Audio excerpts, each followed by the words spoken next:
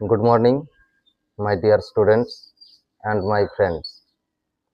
দেখো, গত ক্লাসে আমরা শিখেছিলাম পাস্ট ইনডেফিনিট টেন্স কাকে বলে এবং তার কিছু উদাহরণ।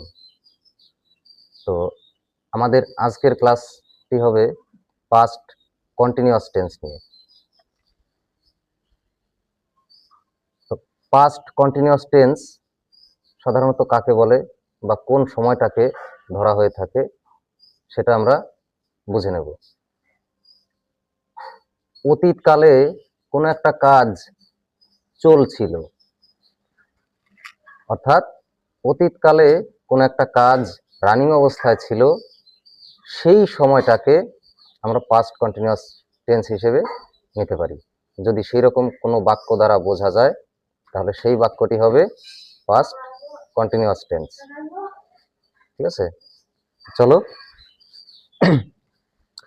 এই টেন্সের কিছু রুলস আমরা দেখে নিই।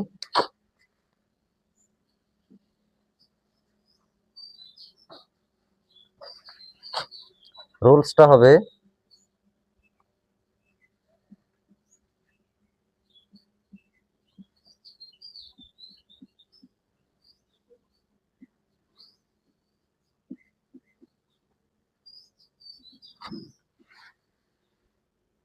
স্ট্রাকচার বা রুলসে কি দেখতে পাচ্ছি আমরা। প্রথমে লিখতে হবে আমাদের সাবজেক্ট, অ্যান্ড নেক্সট ওয়াজ অথবা ওয়ার, এই দুটোর মধ্যে যে কোনো একটা লিখতে হবে। এবার কোনটা কখন লিখতে হবে সেটা আমি তোমাদেরকে বুঝিয়ে দেব।